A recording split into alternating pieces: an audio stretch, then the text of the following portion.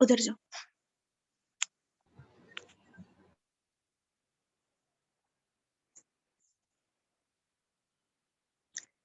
اعوذ باللہ من الشیطان الرجیم بسم اللہ الرحمن الرحیم رب اشرح لی صدری ویسر لی امری واحلل عقدۃ من لسانی یفقہوا قولی. اے میرے رب میرا سینہ کھول دے اور میرا کام آسان کر دے اور میری زبان کی گرہ کھول دے تاکہ وہ میری بات سمجھ سکیں. اللہم ارنا الحق حقا وارزقنا اتباعہ وارنا باطلا باطلا وارزقنا اجتنابہ. اے اللہ ہمیں حق کو حق کر دکھا اور اس پر چلنے کی توفیق عطا فرما، اور باطل کو باطل کر دکھا اور اس سے بچنے کی توفیق عطا فرما. اللہم ربنا نور قلوبنا بالایمان واشرح صدورنا للاسلام. اے اللہ، اے ہمارے رب، تو ہمارے دلوں کو نور ایمان سے منور فرما دے اور ہمارے سینوں کو اسلام کے لیے کھول دے. آمین ثم آمین.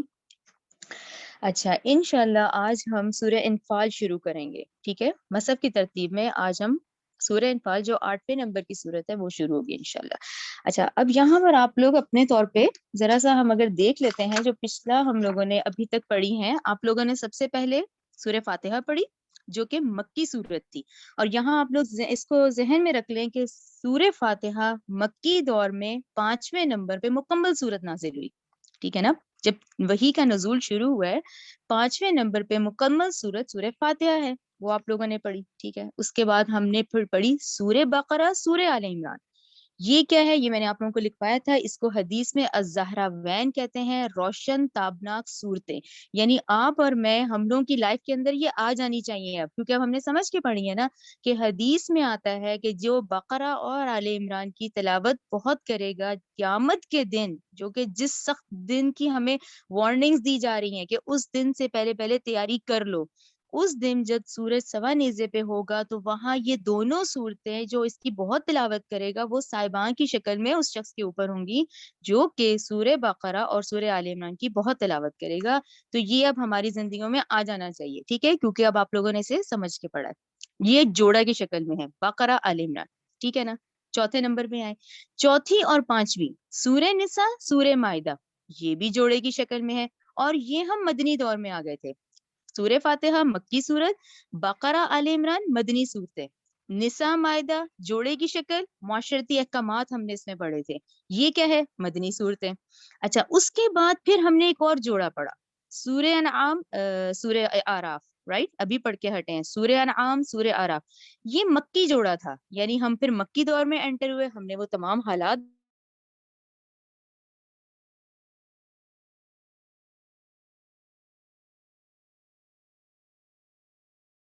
اللہ تعالیٰ آسانی کریں انشاءاللہ.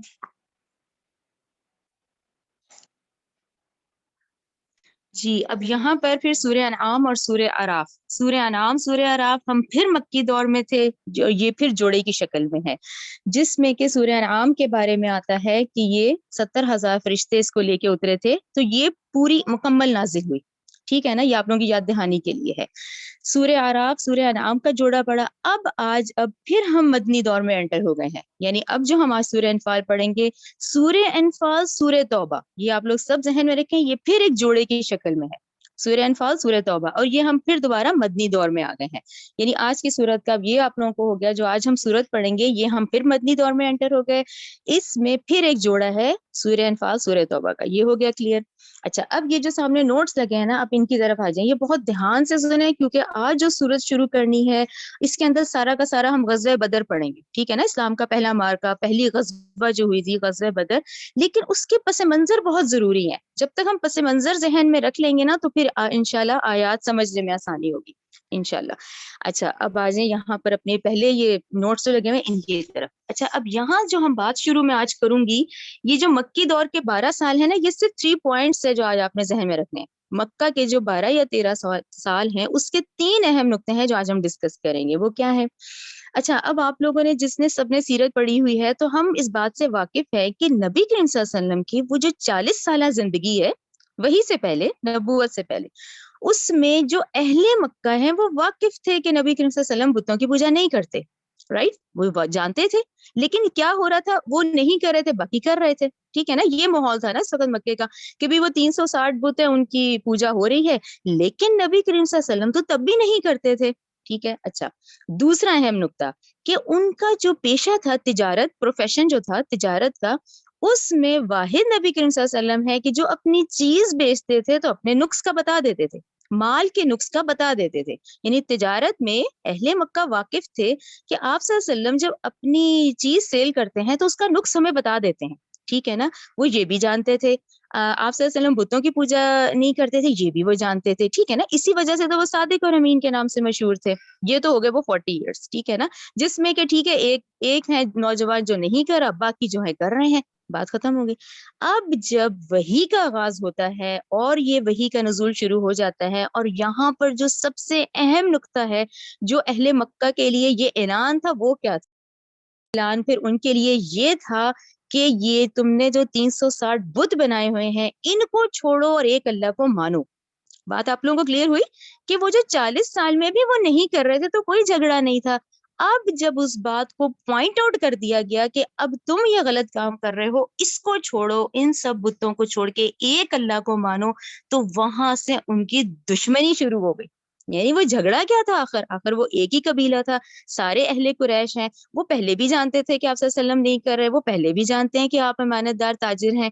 پھر آخر وہ دشمنی کی شکل کیوں ہوئی؟ کیونکہ اب وہ پوائنٹ آؤٹ ہو گیا کہ ان 360 کو چھوڑو اور ایک اللہ کو ماننا ہے. ٹھیک ہے نا, وہاں سے ان کی دشمنی شروع ہو گئی. یہ آپ لوگوں کو کلیئر ہو گیا.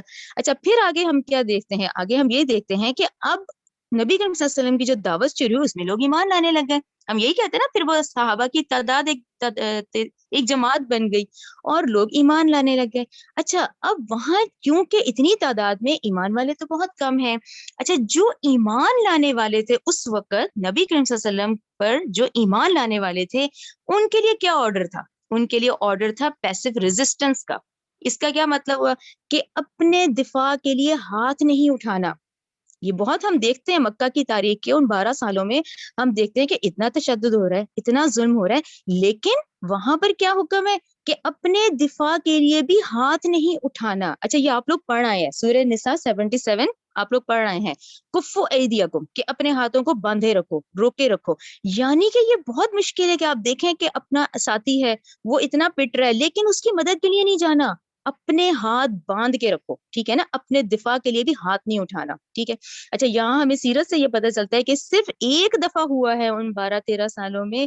سعد ابن وقاص ہیں جنہوں نے صرف ایک دفعہ جوابی طور پہ ہاتھ اٹھایا, تو اس پہ ان کو سزا دی گئی, ان کا بائیکاٹ کیا گیا کہ یہ کیوں کیا. یعنی نبی کریم صلی اللہ علیہ وسلم کی یہاں سے جو ہمیں حکمت اور یہ پتہ چلتا ہے کہ ان کا یہ کیا تھا کہ اپنے اصحاب کو انہوں نے اس طرح سے تیار کیا تھا کہ اپنے دفاع کے لیے ہاتھ نہیں اٹھانا. اچھا, اس طرح یہ جو ایک ٹیم تیار ہوئی تھی, یہ جو صحابہ تیار ہوئے تھے, ان میں پھر کیا کوالٹیز تھیں؟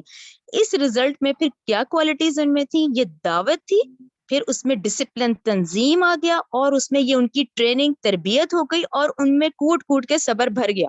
ٹھیک ہے نا, وہ جو صحابہ جو تیار ہوئے اس مکی دور میں, وہاں کیا تھا, اپنے ہاتھوں کو باندھے رکھو, پھر وہ دعوت, تنظیم, تربیت اور صبر, اس سے وہ تیار ہوئے نا. کہ اس وقت اتنا مشکل تھا یہ کہ کفو ایدیکم, جو کہ سورہ نساء 77 میں آپ لوگ پڑھ رہے ہیں. یہ پہلا نقطہ کلیئر ہو گیا کہ جھگڑا کب شروع ہوا, کہ وہ تو پہلے ہی جانتے تھے کہ آپ صلی اللہ علیہ وسلم نہیں کرتے. جھگڑا تب شروع ہوا کہ جب ان کو آرڈر آ گیا کہ اب اعلان عام کرو اور ان سے کہو کہ تم یہ غلط کام کر رہے ہو, یہ تم چھوڑو. تو وہاں سے یہ دشمنی شروع ہو گئی تھی. ٹھیک ہے, یہ کلیئر ہوا. کفو ایدیکم آپ لوگوں کو کلیئر ہو گیا. اچھا, پھر ایک اور اہم نقطہ آتا ہے یہاں مکی دور میں کہ آخر یہ جو مکہ والے تھے, یہ ان کا پروفیشن کیا تھا, یہ لوگ کرتے کیا تھے؟ آپ لوگوں میں سے سب اب واقف ہوں گے, اس وقت مکہ سب نے دیکھا ہوا ہے کہ مکہ کے ارد گرد ایک بہت ڈرائی ماحول ہے, نہ وہاں سردی آتی ہے, اور وہ ایک بستی ہے جہاں پر اس دور میں مکہ کے جو رہنے والے تھے وہ خود کچھ نہیں کرتے تھے. یعنی وہ کیا بناتے, وہاں تو بنانے کے لیے بھی کچھ نہیں تھا ان کے پاس. دوسرا, وہاں بارش بھی نہیں ہوتی تھی. اب بارش نہیں ہوتی تھی تو اگتا بھی کچھ نہیں تھا. ٹھیک ہے نا, جو مکہ کے اس وقت ماحول تھا, یہ ہم دیکھتے ہیں وہ چاروں طرف پہاڑوں میں گھرا ہوا ہے, وہاں والے بھی کچھ نہیں کرتے تھے, نہ کچھ بناتے تھے, نہ وہاں بارش ہوتی تھی کچھ اگی. اہل مکہ کی ہم بات کرتے ہیں. اچھا پھر یہ لوگوں کا جو معاش کا ذریعہ تھا وہ کیا تھا, یہ اونٹ بہت پالتے تھے, ٹھیک ہے نا, اونٹ بہت زیادہ پالتے تھے. آپ لوگ سب سورہ غاشیہ سے واقف ہوں گے, 30 پارے کی جو سورت ہے اس میں ساری اونٹ کی کوالٹیز لکھی ہوئی ہیں کہ اونٹ کتنا رف اینڈ ٹف جانور ہوتا ہے, کیسے وہ 14 دن بغیر بھوکے جی بھی لیتا ہے. تو یہ اونٹ بہت پالتے تھے, اہل مکہ کیا کرتے تھے, اونٹ بہت پالتے تھے. اچھا وہاں کے جو صاحب حیثیت لوگ تھے وہ گھوڑے پال لیتے تھے. یہ ہمیں پتہ چلا کہ مکہ والے کرتے کیا اس وقت, کہ اپنا تو کچھ تھا نہیں, پروڈکشن ان کے پاس کچھ نہیں تھی, اونٹ بہت پالتے تھے اور جو صاحب حیثیت تھا وہ گھوڑے پال لیتا تھا. اچھا اب کیونکہ خانہ کعبہ کی تعمیر تو ابراہیم علیہ السلام نے مکہ میں کی ہے, تو اس کے بعد ایک اعلان کر دیا گیا تھا کہ اب طواف, عمرہ اور حج کے لیے یہاں آئیں گے. تو یہاں ہر سال سالانہ طور پہ لوگ آتے تھے حج کرنے کے لیے, ٹھیک ہے نا, اونٹ پالتے تھے, گھوڑے پالتے تھے اور حاجیوں کی خدمت کرتے تھے. وہ ان کے ہاں بہت بڑی سعادت سمجھی جاتی تھی. اور یہ چیز آپ لوگ آج بھی دیکھتے ہیں, آج بھی جن لوگوں نے حج کیے ہوئے ہیں وہ کنگ کی طرف سے بھی آرڈر آتے ہیں, وہ کھانے کا اتنا بے تحاشا کھانا اس وقت بانٹا جاتا ہے کیونکہ وہ حجیوں کی خدمت ان کی روایات کا حصہ ہے, ٹھیک ہے نا. تو اس وقت بھی یہ چیز تھی, یعنی اہل مکہ کیا کرتے تھے, اونٹ پالتے تھے اور گھوڑے ہوتے تھے اور حجیوں کی خدمت کیا کرتے تھے. تو اب یہ زندگی کیا گزاری, اب یہاں انسان سوچتا تو ہے نا, آخر وہ جو زندگی گزارتے تھے تو وہ اپنی زندگی کے لیے کیا کرتے تھے, اس کے لیے ان کو تجارت کرنی پڑتی تھی. اب تجارت اس زمانے میں کیسی ہے یہ جاننا بہت ضروری ہے, کہ تجارت کس طرح ان کے ہاں چلتی تھی, جبکہ مکہ والے خود تو کچھ نہیں کر رہے. تو وہ کیا کرتے تھے, وہ یہ کرتے تھے کہ اب یہ سعودی عرب کا میپ ابھی ہم آگے ڈسکس کرتے ہیں, ابھی آپ لوگ غور سے سن لیں. جو سعودی عرب کا پورا میپ ذہن میں آتا ہے نا, اس میں نیچے ساؤتھ میں یمن ہے, ٹھیک ہے, اور نارتھ میں اوپر سے جائیں تو تبوک آتا ہے. تو یہاں پر اس وقت 3 کانٹیننٹس تھے, نبی کریم صلی اللہ علیہ وسلم کے دور میں 3 کانٹیننٹس تھے, افریقہ, ایشیا اور یورپ. تو یہ ذہن میں رکھیں, جو چائنا انڈیا کا سامان تھا نا سارے کا سارا, وہ نیچے یمن کی طرف آتا تھا. اب وہ والے حالات تو یہ بحری جہاز والے تھے نا, کہ سامان پورا لوڈ ہو کے انڈیا اور چائنا سے پورا یمن کی طرف اترتا تھا, اور جو یورپ کو فلسطین اور سیریا لگتا تھا. تو یورپ کی طرف سے جو سارا سامان تجارت تھا وہ سارا یمن سوری شام اور سیریا کی طرف آتا تھا, فلسطین کی طرف. اور نیچے ذہن میں لائیں کہ جتنا انڈیا اور چائنا کا سامان تھا وہ پورا یمن میں آتا تھا. اب یہ اہل مکہ جو کہ مڈ میں تھے, تو ان کے کیراوین روٹس چلا کرتے تھے, یہ نیچے آتے تھے تو یمن سے وہی تجارت سامان جو تھا وہ وہاں سے لایا کرتے تھے مکہ, اور اس سامان کو پھر آگے یمن لے کے جایا کرتے تھے. تو سوری, اس سامان کو آگے سیریا لے کے جایا کرتے تھے. تو بیسکلی ہم کیا کہیں گے, جو سامان یمن سے آتا تھا وہ شام جایا کرتا تھا. تو یہ درمیان میں ہوتے تو یہی ان کی تجارت ہوتی تھی, یعنی جو اپنی زندگی کی جو ضروریات پوری کرنی ہوتی تھی وہ یہ اس طرح سے کیا کرتے تھے کہ یہ کیراوین روٹس چلا کرتے تھے. اس کو آپ لوگ ذہن میں رکھ لیں, یمن سے شام. اچھا یہ بہت اچھا ہوا, یہ کلیئر ہو گیا. اب یہ آپ لوگوں کو پتا ہے ذہن میں خاکہ بیٹھ جائے گا. دیکھیں یہ چائنا ہے, انڈیا ہے, یہ اس وقت بھی تھے, ٹھیک ہے نا, یہ سارے اس وقت یہ 3 کانٹیننٹس تھے, ٹھیک ہے نا. یہاں سے سارا سامان کیونکہ بحری جہاز کا دور ہوتا تھا, یہ کشتیوں میں اور جہازوں میں لوڈ ہو کے دیکھیں یمن پہ پہنچ جاتا تھا, ٹھیک ہے نا. یہ سارا سامان یمن پہ پہنچ گیا. ان کے سارے جو تجارتی مرکز ہوتے تھے وہ پھر یمن بنتا تھا, کیونکہ دیکھیں نا ایزیلی ہے, یہ سارا سمندر ہے, یہاں سے وہ جہاز لوڈ ہوئے اور سامان جو ہے وہ یمن پہنچ گیا. اچھا یہاں سے پھر اس کے بعد کفار مکہ کیا کرتے تھے, یہی ان کا تجارتی مرکز تھا, تو یہ اپنے مکہ سے نکل کے ان کے جو اونٹ چلتے تھے وہ یمن پہنچتے تھے, یہ سارا سامان لیتے تھے, یہ سامان لے کے مکہ بھی آ جاتا تھا. اس طرح سامان مکہ پہنچ گیا نا, اور مکہ سے پھر آگے شام جایا کرتے تھے, ٹھیک ہے. اچھا شام میں بھی سارا پروڈکشن تھا, دیکھیں اوپر والے ایروز, یورپ کو کور کرتا تھا شام ہو گیا, اور یہ فلسطین ہو گیا, یہ پورا ایریا ہے, ٹھیک ہے نا. اب یہ دیکھیں سارا پروڈکشن یہاں پہنچ گیا, ادھر سے پروڈکٹ سارے یمن پہنچ گئے. مکہ والوں کا یہ روٹ ہوتا تھا, تو اس کو کیراوین روٹس کہتے ہیں, تجارتی شاہراہ جس کو کہا جاتا ہے. تو یہ تجارتی شاہراہ کیسے بنی, یہ آپ کے ذہن میں بیٹھ گیا نا فل, یمن سے لے کے شام تک. یہ تو آپ کے ذہن میں بیٹھ گیا کہ یمن سے شام پورا کا پورا, کیونکہ یہ وہ والا دور ہے, اونٹوں کے سفر والا ہے, تو اس میں ان کی ضروریات زندگی کیسے پوری کر رہے ہیں, یہ ایسے پوری کر رہے ہیں کہ ایک ان کے رستے جو ہیں وہ یمن کی طرف جاتے ہیں, دوسرا ان کا روٹ جو ہے وہ شام کی طرف جاتا ہے. اٹ مینز یمن ٹو شام, شام ٹو یمن. کلیئر ہو گیا, نیکسٹ پکچر کر لیں. اچھا یہ تو آپ لوگوں کو اور ایزی ہو جائے گی, پچھلی والی پچھلی, ہاں یہ والی, یہ آپ لوگوں کو دیکھیں, اور اس کو میں نے زوم کر دیا کہ یہ خاکہ آپ کے ذہنوں میں بیٹھ جائے گا. یہ پورا سعودی عرب کا میپ آ گیا, اس کو جنوب ذہن میں رکھے, جنوب کا ہے یمن, یمن ساؤتھ میں ہے, ٹھیک ہے نا. سیریا نارتھ میں ہے, ٹھیک ہے. تو قافلے کیسے چلتے تھے؟ نارتھ ٹو ساؤتھ چلا کرتے تھے. اچھا یہاں ایک اور اہم نقطہ آپ ذہن میں رکھیں. اب یہ تو نا صرف 90 سال ہوئے ہیں ہم نا, اب میپ میں تو سعودی عرب لکھا ہوتا ہے, تو وہ ان کے آل سعود کی وجہ سے یہ سعودی عرب کہلایا جاتا ہے. اچھا اب ہم جیسے لوگ جب سیرت پڑھتے ہیں تو ہم کنفیوز ہو جاتے ہیں, وہاں جزیرت العرب آپ کو لکھا ملے گا. سعودی عرب کو تو جسٹ 90 سال ہوئے ہیں, کیونکہ انہوں نے اپنی فیملی کی وجہ سے یہاں آل سعود نے اس کو سعودی عرب کہہ دیا ہے. جب ہم ہسٹری پڑھتے ہیں اور جب ہم تاریخ میں آتے ہیں تو وہاں یہ جزیرت العرب کہلایا جاتا تھا کہ بھی انبیاء کہاں ہے؟ جزیرت العرب میں. نبی کریم صلی اللہ علیہ وسلم تشریف لائے جزیرت العرب میں. جزیرہ کہتے ہیں نا, یہ پیننسولا ہے, ٹھیک ہے نا. تو یہ جزیرت العرب میں نے آپ کی نالج کے لیے لکھا ہے. اچھا اب آپ یہ دیکھیں رائٹ سائڈ پہ اوپر عراق عرب لکھا ہوا ہے. تو یہ اس وقت یہ ناموں سے کہلائے جاتے تھے. تو عراق عرب جتنا بلیک پورشن ہے نا, یہ عراق عرب کہلایا جاتا تھا, یہ جزیرت العرب کہلایا جاتا تھا. اب رائٹ اپنے لیفٹ سائڈ پہ اوپر آ جائیں جہاں شام عرب لکھا ہوا ہے, تو آپ لوگ یہ اب ذہنوں میں رکھیں کہ دیکھیں جارڈن بھی لکھا ہوا ہے, اردن بھی لکھا ہوا ہے, فلسطین بھی لکھا ہوا ہے, سیریا بھی لکھا ہوا ہے. ہم آج کے میپ کے مطابق سمجھتے ہیں شاید وہ چھوٹا سا سیریا ہے. نہیں نہیں, جب ہم ہسٹری پڑھتے ہیں ہمیں پتہ چلتا ہے یہ سارے علاقے ہی شام عرب کہلایا جاتے تھے. کیا جاتے تھے؟ شام عرب کہلائے جاتے تھے. یعنی شام عرب اتنا بڑا ایریا تھا کہ اسی کے اندر جارڈن ہے, اسی کے اندر فلسطین ہے, اسی کے اندر آج کا سیریا ہے. یہ پورے ایریے کا نام شام عرب کہلایا جاتا تھا. تو یہ سارا سامان تجارت شام عرب پہنچتا تھا, نیچے سے سارا سامان تجارت یمن پہنچتا تھا. یہ جو جتنے ریڈ ڈاٹ ہیں یہ مکہ پہنچتا تھا, اور مکہ سے یہ آگے جاتا تھا. تو بیسکلی یہ کیراون روٹس کہلائے جاتے ہیں. کلیئر ہو گیا یہ کیراون روٹس کا. اچھا اسی میپ کو بھی یہیں رکھیں. اچھا یہاں آپ لوگوں نے ایک اور نقطہ بھی ذہن میں رکھنا ہے, وہ کیا؟ اب ہم جو باتیں کر رہے ہیں ساری یہ ہم ٹرائب سسٹم کی کر رہے ہیں, یہ سارے قبائل ہیں, قریش قبیلہ ہے. اب جتنے یہ روٹس ہیں نا یہ سب قبائل ہیں, یہ چھوٹے چھوٹے قبائل ہر جگہ ہیں. مدینہ کے قبائل کا بھی ہم نے پڑھا ہے, مکہ میں بھی ہیں, یمن میں, یہ سارے قبائل ہیں, یہ قبائل سسٹم ہے. اچھا اب ہم ساتھ یہی کہہ رہے ہیں کہ یہ تو دور جاہلیت تھا. دور جاہلیت میں لوٹ مار اتنی زیادہ تھی کہ ہر قافلے کو لوٹا جاتا تھا. اس میں اللہ سبحانہ و تعالیٰ نے ان پہ اتنا رحم کیا ہوا تھا مکہ والوں پہ کہ یہ اہل قریش کہلائے جاتے تھے, یہ کعبہ کے متولی کہلائے جاتے تھے. اور جتنے ٹرائب اس رستے میں آتے تھے نا, ان قبیلے والوں کے بت جو تھے نا وہ مکہ میں نصب ہوئے تھے. رائٹ, وہ جو صحن مکہ میں 360 بت رکھے ہوئے ہیں, ان میں یہ تمام یہ جو روٹ ہوتا تھا نا, جتنے قبائل ہوتے تھے نا, ان سب کے بت جو تھے نا وہ یہاں نصب تھے. اس وجہ سے اہل قریش کے قافلے کو کوئی چھیڑتا نہیں تھا. ان کو پتا تھا کہ اگر ہم نے ان کو چھیڑ دیا نا, یہ ہمارا بت وہاں سے نکال دیں گے. آپ سمجھ رہے ہیں نا کہ اللہ تعالیٰ نے ان میں کتنی رحمت کی ہوئی تھی کہ ایک خانہ کعبہ سے ان کو عزت ملی ہوئی تھی, ان کے قافلوں کو کوئی لوٹتا نہیں تھا.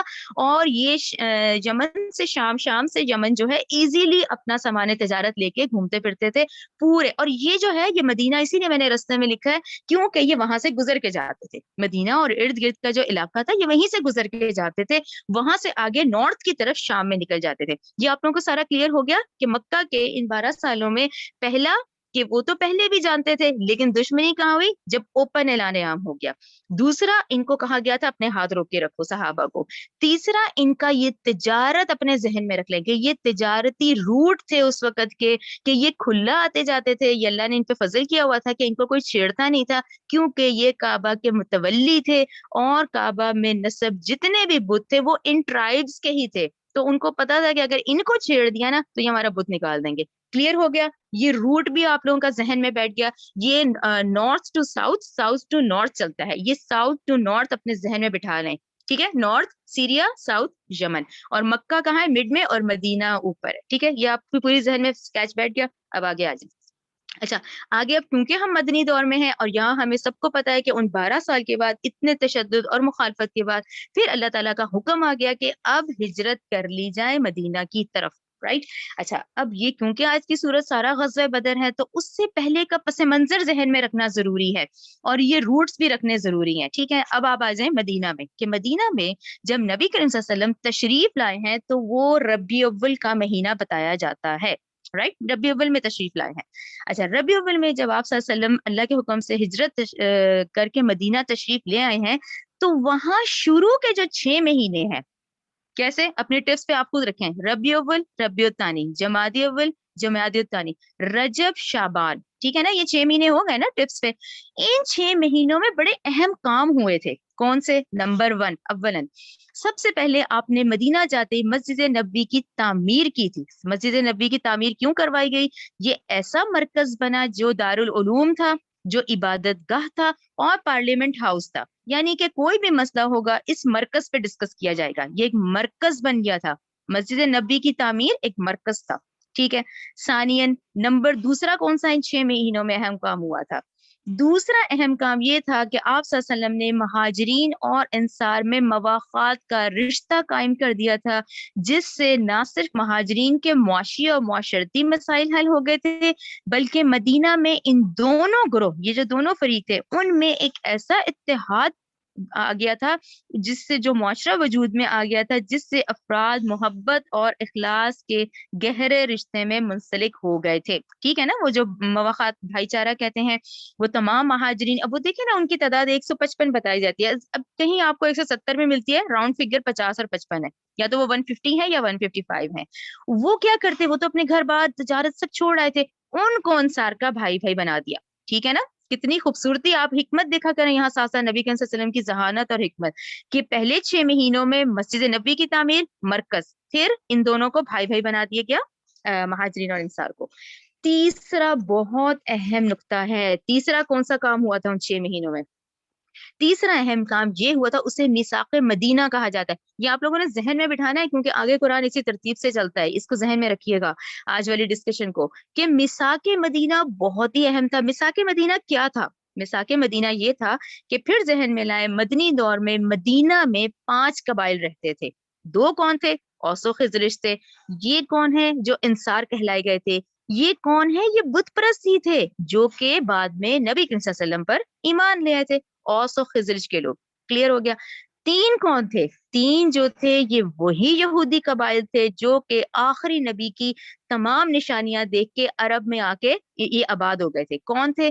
بنو قینقاع, بنو نذیر, بنو قریظہ کہلائے جاتے تھے. تو یہ 5 ہو گئے نا, سامنے لکھا ہوا ہے 5 ہیں. یہ 5 قبائل ہیں جو اس وقت مدینہ میں تھے. یعنی آپ صلی اللہ علیہ وسلم تشریف لائے تو آپ نے دیکھا یہاں 5 قبائل ہیں جو اپنے ساتھ وہ مہاجرین لائے تھے, وہ اور انصار بھائی بھائی بن گئے. ان 5 قبائل کے ساتھ معاہدہ ہو گیا. یعنی اس میں یہ اسپیشلی ہائی لائٹر ہم کرتے ہیں, وہ تین قبائل کا کرتے ہیں جو یہودیوں کے تھے. انہوں نے ایک معاہدہ کیا نبی کریم صلی اللہ علیہ وسلم کے ساتھ. اب یہ معاہدہ کیا تھا؟ ٹرائب سسٹم ہے نا سارا. ان یہودی قبائل کے ساتھ یہ معاہدہ ہوا کہ مدینہ کے مشترکہ دفاع کا معاہدہ اس کو کہتے ہیں, جس کے تحت, اب وہ معاہدہ کیا تھا؟ وہ یہ تھا کہ حملے کی صورت میں, کہ بھئی اب قبائل ہے نا, اب وہی والی بات, ایک دم کوئی حملہ ہوا, حملے کی صورت میں مدینہ میں رہنے والے یہ یہودی قبائل مسلمانوں کا ساتھ دیں گے. تو اس کو آسان اردو میں ہم کیا کہیں گے کہ بھئی یہ جو مدینہ پہ اگر اٹیک ہو گیا نا, تو ڈیفینڈ کرنے کے لیے 5 قبائل ساتھ ہوں گے. صحیح ہے نا, آسان سے سمجھ آ گئی کہ بھئی اگر کوئی باہر سے حملہ آور آتا ہے تو یہ یہودی, یہ اوس و خزرج, ہم سب مل کے مدینہ کو ڈیفینڈ کریں گے. میثاق مدینہ اس کو کہتے ہیں. کلیئر ہو گیا آپ لوگوں کو کہ بھئی اس وقت یہودیوں نے خود یہ معاہدہ کیا نبی کریم صلی اللہ علیہ وسلم سے, کیونکہ وہ پہچان چکے تھے کہ یہ نبی کریم صلی اللہ علیہ وسلم ہی آخری رسول ہیں. تو اس وقت ان 5 قبائل نے, خاص کر کے ان یہودیوں نے, اس کو کمٹمنٹ ہوئی, یہ پیکٹ ہوا, یہ معاہدہ ہوا کہ ہم مل کر مدینہ کا دفاع کریں گے. کلیئر ہو گیا آپ لوگوں کو؟ یہ 6 مہینے کے کام تینوں کلیئر ہو گئے.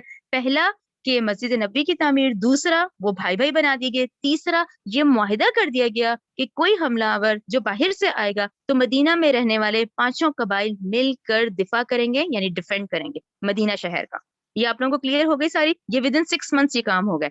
6 کے بعد کون سا مہینہ آتا ہے؟ رمضان آ گیا نا. پھر پہلی ہجری, رمضان پہلی ہجری سے اب کیا ہوا, ان 6 کے بعد نبی کریم صلی اللہ علیہ وسلم نے پھر 7واں مہینہ جب آتا ہے مدینہ پہنچنے کے بعد, تب یہ کیا کہ اب مدینہ کے ارد گرد جتنے ٹرائبز ہیں, جتنے قبیلے آباد تھے نا, اب وہی ذہن میں رکھیں, وہ جو کیراون روٹ چلتے تھے قریش کے نا, تو قریش کو تو کوئی چھیڑتا نہیں تھا. ٹھیک ہے نا, وہ جو اہل مکہ ہے ان کو تو کوئی نہیں چھیڑتا تھا. اب وہ ان رستوں سے گزر کر شام جاتے تھے, تو انہوں نے ان تمام جتنے ٹرائبز تھے نا مدینہ کے ارد گرد, ان سے ان کے حلیف کہلائے جاتے ہیں. حلیف مینس دوست کو کہتے ہیں نا, وہ ان کے حلیف تھے کہ بھئی تم یہاں سے گزرو گے, جب اپنے کیراون لے کے اپنے تجارتی چیزیں لے کے نکلو گے تو ہم تمہیں نہیں چھیڑیں گے. کمٹمنٹ نا, اس کمٹمنٹ میں تو وہ رہے تھے. ہوا کیا کہ نبی کریم صلی اللہ علیہ وسلم اور یہ صحابہ تو مدینہ تشریف لے آئے، ٹھیک ہے نا، وہی قریش قبیلے کے لوگ ہیں نا یہ لوگ بھی، یہ لوگ مدینہ تشریف لے آئے۔ جب آپ صلی اللہ علیہ وسلم مدینہ تشریف لائے، ان 6 مہینوں کے بعد جو 7واں مہینہ تھا، یہ بہت اہم ہے، 7ویں مہینے میں آپ صلی اللہ علیہ وسلم نے مدینہ کے اطراف میں چھاپا مار دستے شروع کر دیے۔ چھاپا مار دستے کا یہ مطلب ہوتا ہے کہ اب یہ چھوٹی چھوٹی مہمات شروع ہو گئیں، چھوٹی چھوٹی دستے بھیجے گئے، ٹھیک ہے نا۔ اچھا، اس میں کیا ہوا، ان میں اب یہ ذہن میں رکھیں 8 کا نام آتا ہے، یعنی غزوہ بدر سے پہلے اس 7ویں مہینے میں، یعنی یہ 1.5 سال ہو گیا نا، ان 1.5 سالوں میں 8 مہمات آتی ہیں۔ یہ نیکسٹ پیج کر لیں۔ اچھا، اب یہ نیکسٹ میں وہ جو 8 آتی ہیں، اب دیکھیں ان کا ڈاکٹر صاحب نے بڑا کلیئر آپ لوگوں کو جیسے ہمیں ریمائنڈ کروایا کہ دیکھیں ہم زیادہ تر ہمارے سننے میں نہیں آتا، ہم سمجھتے ہیں کہ وہ مدینہ آئے پھر وہ 2 سال بعد غزوہ بدر ہو گئی، وہ کہتے ہیں کہ نہیں، یہ بہت اہم نقطہ ہے کہ ان 8 کو ہمیں ذہن میں رکھنا ہوتا ہے کہ یہ 6 مہینے کے بعد جو اگلے 1.5 سال تھے اس میں کیا ہوا تھا، اس میں 8 مہمات ہوئی ہیں۔ ان 8 مہمات میں سے 4 کو غزوات کہتے ہیں اور 4 کو سرایا کہتے ہیں، یعنی 4 ایسے غزوہ ہوئے جس میں آپ صلی اللہ علیہ وسلم خود شریک ہوئے، اور 4 جو تھے وہ سرایا کہلائی جاتی ہے۔ سرایا مینس کہ آپ نے ایک کمانڈر بنایا اور اس کو بھیج دیا، اس کمانڈر کی کسٹڈی میں اگلا دستہ گیا۔ اچھا، یہ دستے جو ہوتے تھے نا، یہ چھوٹے چھوٹے سے تھے، 12 کا، 40 کا، 50 کا، 35 کا، یہ اس طرح سے 8 مہمات ہوئی ہیں، ٹھیک ہے نا، کلیئر ہو گیا کہ آپ صلی اللہ علیہ وسلم نے 7ویں مہینے سے اب یہ مہمات کا آغاز کیا، جن کا 8 کا نام آتا ہے، 4 غزوات کہلائی جاتی ہیں، 4 سرایا کہلائی جاتی ہے۔ اچھا، پھر یہاں ایک اہم نقطہ آتا ہے، یہ جو مہمات ہوئی تھی اس میں صرف مہاجرین نے حصہ لیا تھا، رائٹ، صرف مہاجرین نے حصہ لیا تھا۔ کیوں کیوں مہاجرین نے لیا تھا؟ اس میں پھر نبی کریم صلی اللہ علیہ وسلم کی ذہانت اور حکمت ہمیں نظر آتی ہے۔ وہ اس لیے ان مہاجرین کو ہی بھیجا جاتا تھا کیونکہ وہ اہل قریش سے واقف تھے، وہ ان کی شکلوں سے واقف تھے، مدینہ والے تو نہیں واقف تھے نا، وہ ان کو جانتے تھے۔ اب جب کوئی جھگڑا ہوتا تھا، کوئی لڑائی ہوتی تھی، وہ پہچان لیتے تھے کہ ہم نے اس قبیلے کے اس فرد کے ساتھ آج لڑائی ہوئی ہے، آج اس کے ساتھ ہوئی ہے۔ تو یہ بھی ایک حکمت تھی کہ ان 8 مہمات میں صرف کس نے، مہاجرین نے حصہ لیا تھا۔ یہ کلیئر ہو گیا آپ لوگوں کو؟ اچھا، اب آگے دیکھیں، نبی کریم صلی اللہ علیہ وسلم جن جن علاقوں میں تشریف لے کے گئے تھے وہاں پر آباد قبائل کے ساتھ آپ نے دوستی کے معاہدے بھی کر لیے تھے، رائٹ، مدینہ کے ارد گرد کے جتنے ٹرائبس ہیں، اس سے مدینہ کے اطراف میں رہنے والے قبائل جو پہلے قریش کے دوست تھے اب وہ مسلمانوں کے دوست بن گئے۔ آپ نے حکمت سمجھی کہ اب نبی کریم صلی اللہ علیہ وسلم نے ان تمام قبائل سے ایک کمٹمنٹ کر لی۔ اب یہ کمٹمنٹ ہو رہی ہے کہ دیکھو تم پہلے قریش کے ساتھ تھے، اب تم کس کا ساتھ دو گے؟ وہ بتا دیتے تھے کہ بھئی اب ہم مسلمانوں کے ساتھ ہیں، اب ہم کوئی ایسا حملہ آور آیا تو ہم مسلمانوں کا ساتھ دیں گے۔ کچھ ٹرائبز اس میں سے کہتے تھے کہ نہیں، ہم قریش کے ساتھ ہیں، ٹھیک ہے نا، آپ کی کمٹمنٹ ہو گئی، کلیئر ہو گیا کہ بھئی حملہ آور کی صورت میں یہ والے جو ٹرائب ہے یہ مسلمانوں کا ساتھ دیں گے، یہ والے جو ہے یہ قریش کا ساتھ دیں گے۔ اچھا، اس میں سے کچھ نیوٹرل رہتے تھے، وہ کہتے تھے نہ ہم آپ کا دیں گے نہ ہم قریش والوں کا دیں گے۔ کلیئر ہو گیا نا؟ یہ کیوں، یہ مہمات کا ہمیں پیچھے کیا پتا چلا، یہ کمٹمنٹس ہو گئی تھیں کہ بھئی یہ ٹرائبز جو ہے مسلمانوں کے ساتھ دیں گے، یہ جو ہے یہ قریش کے ساتھ دیں گے، اور یہ والے نیوٹرل رہیں گے۔ اچھا، اب نیکسٹ دیکھیں، جب یہ سارے دستے شروع ہو گئے تو اس میں قریش مکہ، اہل مکہ کے بھی کان کھڑے ہو گئے۔ ان کو یہ پتا چل گیا کہ اب ہم جن رستوں سے جاتے تھے نا، یہ ہماری اکانومک بلاکیج کہتے ہیں اس کو، کہ اب یہ جو مسلمان چلے گئے ہیں نا مدینہ، اب یہ ہمیں لوٹیں گے، اب یہ تجارتی قافلوں کو لوٹیں گے، یعنی کہ اب ہماری جو اکنامک چل رہی تھی، جو ہماری کیراوین روٹ سے، اب ہمیں اس میں مسئلے آئیں گے، اب ہمیں مسلمان لوٹا کریں گے۔ یہ بات ان کے بھی کان کھڑے ہو گئے، رائٹ، کلیئر ہو گیا؟ اور یہ روٹ وہی ہے جو بھی ہم نے دیکھا ہے، جو کہ یمن سے شام جاتا تھا، شام سے یمن آتا تھا، لیکن وہ مدینہ سے گزرنا پڑتا تھا۔ جب گزرتے تھے تو ان کے قافلے، یعنی نبی کریم صلی اللہ علیہ وسلم کے جو صحابہ کے یہ جو قافلے ہوتے تھے، دستے ہوتے تھے، یہ ان کو لوٹتے تھے، ان میں پھر لڑائی ہوتی تھی، ٹھیک ہے نا۔ تو اس سے کیا مسئلہ ہوا، یہ ان کے کان کھڑے ہو گئے کہ اب یہ آسان نہیں ہے، اب مسلمان ہم پر اٹیک کریں گے۔ کلیئر ہو گیا؟ اچھا، اب کیونکہ ہم غزوہ بدر کی طرف جا رہے ہیں جو کہ ایگزیکٹ 2 ایئرس میں ہوتی ہے، جس میں سے 6 اور 1.5 کو ہم نے علیحدہ کر دیا، 6 منتھس والے کام بھی پڑھ لیے اور 1.5 ایئر والے کام یہ ہیں جو 8 مہمات ہوتی ہیں، اور اس کے ریزن بھی ہمیں پتہ چل گئے کہ اس میں ٹرائب سے دوستیاں کی گئی، جو نیوٹرل تھے ان کا بھی پتہ چل گیا، اور یہ دستوں سے کیا ہوا کہ وہ جو جتنے تجارتی شاہراہ تھی اس میں کفار مکہ کو پتہ چل گیا کہ اب یہ آسان نہیں ہے، اب یہ مسلمان ہمیں لوٹ رہے ہیں، ٹھیک ہے نا۔ اچھا، اب 2 اہم کام جو ہوتے ہیں غزوہ بدر سے پہلے، وہ کیا ہوتے ہیں؟ اچھا، اب نبی کریم صلی اللہ علیہ وسلم نے ایک چھوٹا دستہ جو ہے وہ نخلا کے مقام پہ بھیجا۔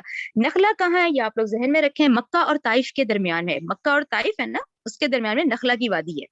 نبی کریم صلی اللہ علیہ وسلم نے ایک چھوٹا دستہ نخلا کے مقام کے بھیجا جو کہ طائف اور مکہ کے درمیان میں ہے۔ ان کو مشن یہ دیا گیا تھا کہ قریش کی نقل و حرکت کو ہمیں غور کرو اور ہمیں بتاؤ۔ ٹھیک ہے نا. وہ کیوں بھیجا گیا تھا کہ صحابہ کی ایک جماعت تھی, ان کو بھیجا گیا, ان کو کہا گیا کہ بھئی یہ جو قریش آج کل کیا کر رہے ہیں یہ ہمیں آگے بتاؤ. نیکسٹ 5 کی طرف آ جائیں. اچھا اس کے بعد یہاں کیا ہوا, یہاں مسلمانوں کی ایک تجارتی قافلے سے مڈ بھیڑ ہو گئی. ٹھیک ہے نا, وہی وہ جو ان کا مشن تھا وہ لے کے چلے, وہاں اسی طرح تجارتی قافلہ جا رہا تھا, ان سے مڈ بھیڑ ہوئی, اور ایک مشرک شخص عبداللہ بن حضرمی وہ ان سے قتل ہو گیا. ٹھیک ہے نا, وہ لڑائی ہوئی, اس میں ان کو مارا, تو یہ جو عبداللہ بن حضرمی ہے نا یہ ان سے قتل ہو گیا. 2 شخص تھے, ایک قتل ہو گیا, دوسرے مشرک کو انہوں نے قید کر لیا. یعنی مسلمانوں نے کیا کیا, ایک کو مارا اور قتل کر دیا اور دوسرے کو قید کر کے لے آئے مدینہ. جب مدینہ آئے تو نبی کریم صلی اللہ علیہ وسلم ان پہ سخت ناراض ہوئے. انہوں نے کہا کہ تمہیں ایسا کرنے کا حکم نہیں دیا گیا تھا, لیکن اب جو ہونا تھا وہ ہو چکا تھا. ٹھیک ہے نا, یہ آپ کے ذہن میں آنا چاہیے کہ غزوہ بدر کے جو پس منظر میں کیا ہوا, یہ بات ہوئی نخلا کے مقام پر ہو گئی. کہ ہوا کیا, اب یہ مشہور کیا ہوا, مشہور تو یہی ہوا نا کہ مسلمانوں نے ایک مشرک کو مار دیا. بات تو وہی ہوئی نا, مسلمانوں نے ایک مشرک کو قتل کر دیا, جو کہ ابھی تک نہیں ہوا تھا ان 2 سالوں میں, لیکن یہ ہو گیا. ٹھیک ہے.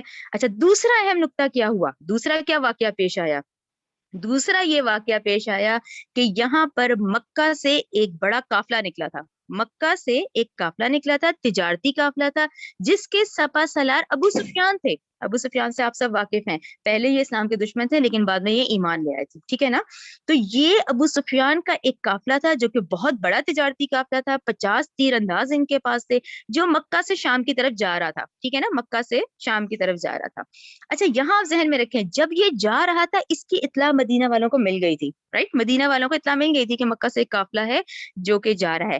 اچھا اب جب یہ مدینہ سے نکلے تھے نا, جب مدینہ کے رستے سے گزرے ہیں, تو یہ جب چلے گئے تو یہ لوگ لیٹ ہو گئے. یعنی نبی کریم صلی اللہ علیہ وسلم کا قافلہ جب ان پہ حملہ کرنے کے لیے آیا تو یہ قافلہ نکل گیا. کلیئر ہوا کہ ابو سفیان کا قافلہ اس وقت سے پہلے نکل گیا. یہ لوگ پہنچے تو انہیں, اچھا یہ اس وقت آپ لوگ سیرت پڑھتے ہیں تو ہمیں پتہ چلتا ہے یہ اونٹوں کے اور ریتوں کے نشان سے اندازے لگا لیتے تھے کہ نبی کریم صلی اللہ علیہ وسلم کا جو پہنچا دستہ, وہ جو لوگ پہنچے صحابہ, تو انہیں یا اس وقت ابو سفیان کا قافلہ مدینہ کا ایریا کراس کر چکا تھا. یعنی یہ سمجھ گئے کہ یہ قافلہ ہمارے ہاتھ سے نکل گیا, یہ لوگ آگے نکل گئے ہیں. یعنی اب ان کو یہ امید تھی کہ انہوں نے واپس بھی آنا ہے.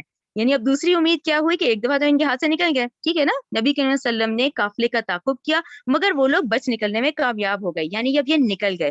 ان لوگوں نے کہا کہ ٹھیک ہے, اب اس شام سے واپس بھی تو یہیں سے آنا ہے نا, شام سے گزرنا تو انہوں نے یہیں سے ہی تھا.